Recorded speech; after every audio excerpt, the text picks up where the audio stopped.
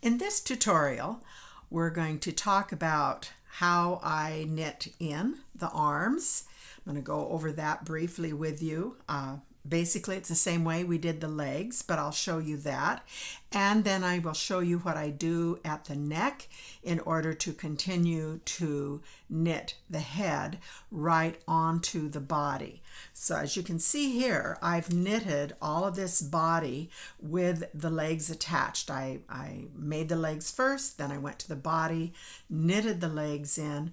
Now I'm up here at the point to knit the arms in, and I've knitted the arms in up to showing you this last little bit here. But before I do that, I wanted to show you what yarns I'm using. It's actually the yarns that is suggested in the patterns, and I like it for some reasons, because 100% cotton I find is hard on my hands just because there's not much give to it. Some people don't have an issue with that. I have just enough arthritis at my age that I find this is a little bit more pliable, a little nicer to my hands, and actually the critters turn out kind of nice with it. They have a nice feel. I'm sure there's other yarns that could be used, but I just wanted to show you that I am actually using the yarns that she suggested in the pattern book. So with that said, let's go back to the little critter here. Actually, this is the owl. And what I do on row 70, I start knitting in the arms. Position them. This is easy to position on the owl because I looked at her pattern and I could just see she was right close to where the chest piece starts here, the color change, and so that's where I positioned my arms. Now you can see here probably the two slipped stitches. I slipped one here and here to reduce down. There was 8 stitches here for the top part of the arm and 8 for the underneath side, and I reduced it 2 in the back and 2 in the front. So I actually I was at 10 stitches and I reduced it down. So I actually was knitting in 8 stitches just to kind of give this area a little closure because I only have 2 more stitches here at the end to where the seam will be. And then that gives me 1 stitch here where the blaze is. And so I've knitted the back side of this arm on. And I think that turns out pretty nicely. I like it better than sewing on. So now I'm ready to finish knitting the stitches from the back of the arm and the stitches here, the 6 together to continue on around the owl's body. And I will say knitting in this method is easier than purling. Purling obviously is always just a little bit more picky, but I do the continental style knitting, so purling this might be a little easier. I don't know. But if you're finding it a little tricky, either get a crochet hook or get our little, I don't know if you have one of these. Oh, I hope I have it in my little tin box here. One of these little tools. Basically, it's a short crochet hook with a pointed little knitting needle at the end. This is nice to work with, and you just might find that using this tool to put through and purl with might be helpful. I seemed to do okay with the knitting needle, so that's what I'm going to do here and see if we can make this happen here. And no doubt it's picky, but for me, I like it better than sewing on. I think I get a nicer arm and leg fastening when I do it. You just want to make sure you get your tension pulled up tight here at the very beginning, maybe a little tighter than what you would normally knit with, but that was one knit together. Doing the next one. And patience is a virtue when it comes to this part, no doubt. And that just slipped off. It's kind of hard for me to, I'm not getting to hold it in my normal position because I'm videoing at the same time. And so I'm holding it in an awkward position for myself. There, so there's 2 stitches. And I'm just going to continue to go across this arm. So what we're doing is I'm knitting the front side of the arm to the body. I already did the back side, and I just wanted to show you and how this actually comes together. And we'll just finish going across here. And I'm going to actually not make you sit here and watch me do this because it's pretty self-explanatory. So I'm going to come back in just a couple of seconds. Okay, I will say that purling that arm on is a little pickier than when it's knitted on. The other bodies that I did this method on did not have the intarsia inset, and I was just knitting in the round. And knitting it on definitely is not quite as picky, but it's still totally doable with the purling on. And so here we are, those arms are purled on, and I'm ready to finish the neck.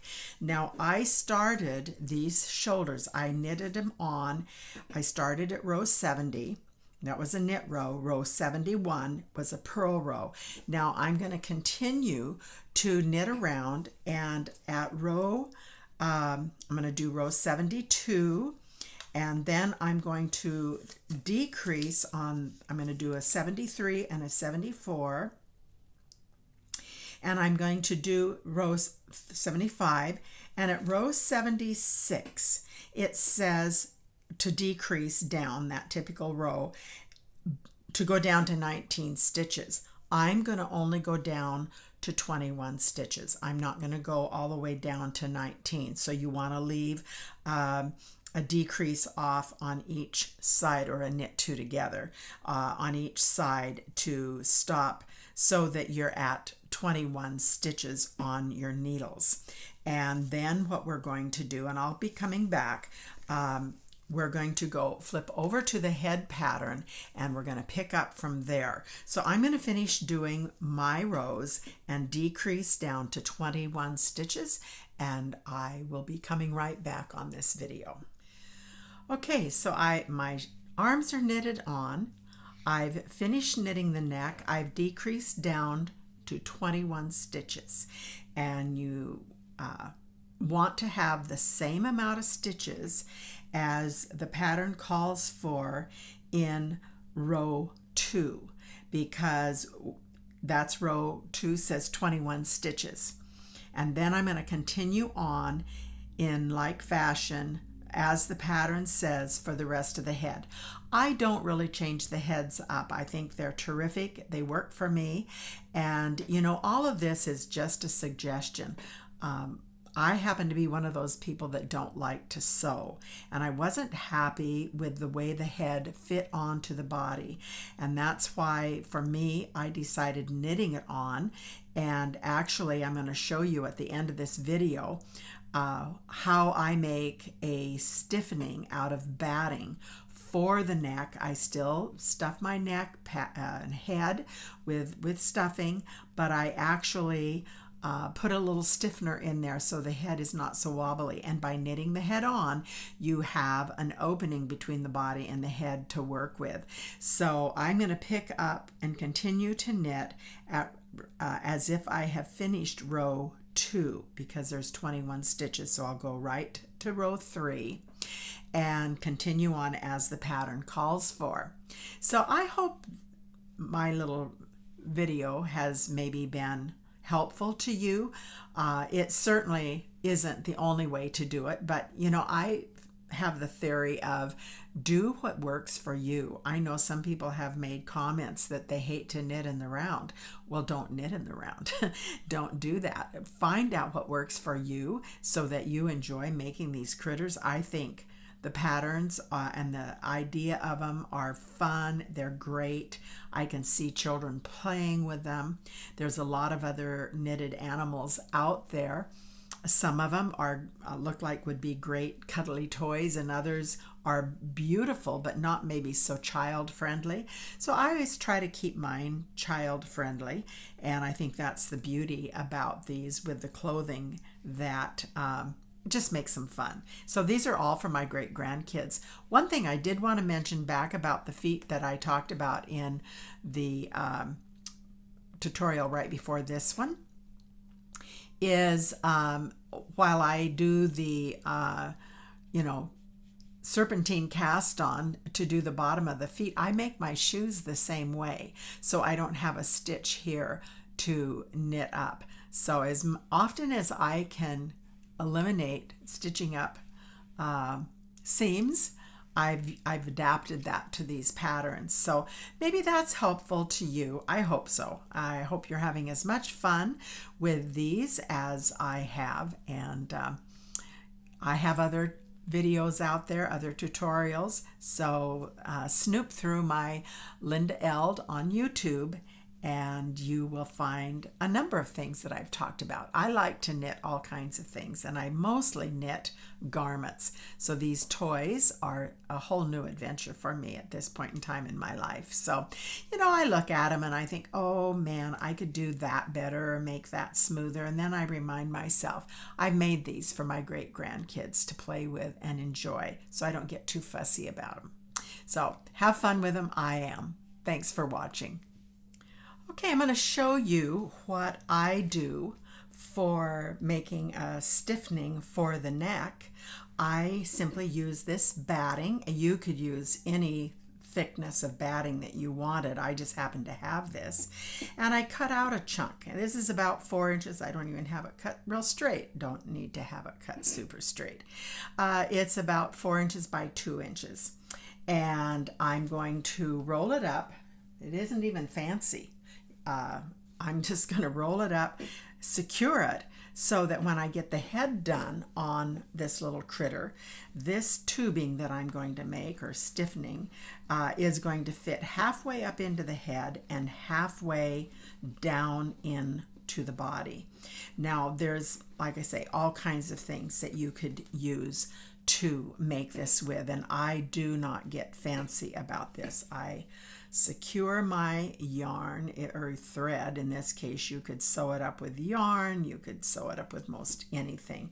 I just use regular sewing thread. It's a double thickness, and I wrap it around a couple of times, secure back through that, go down here to the middle part, once again keeping my roll kind of tight, holding it. It's kind of awkward to do, but put a couple of wraps of thread around this. You may find even something a little easier way to do it. I like the batting because it's going to hold its shape. It's not going to poke out of the little critter, and it's going to have some bend to it so the head doesn't become totally stiff, and it's pretty easy to work with. I mean, it doesn't get much more simpler than that, right? And I just go back and forth a couple of times. Once it's in the animal, if a thread popped, which it's not going to, but if it did, it's not going to go anywhere. And that's really all there is to it. You could make it thinner. I like to leave enough space so when I stuff my head, I actually get some batting around this. So this is going to slip halfway down into the body and up into the head, and there's still room in there to get some batting around. It doesn't require a lot, but honestly, you just can't feel it once the animal is sewn up. You can't tell that there's something stiff in there, and so it's still very bendable. It's not going to go anywhere, and that's my simple little way of stiffening the neck. And that's really what got me on the journey of doing the head onto the body was I was trying to find a way to make there be an opening so that neck could be stiffened. I think that's is one of the weaker parts of the pattern is the I just was never successful. Maybe you've been very successful at getting that head sewn on and getting it stable. I wasn't successful. So for me, this is what I did. It works. So that's my last little tip on sewing up these little critters and putting them together. So let's have fun. Thanks for watching.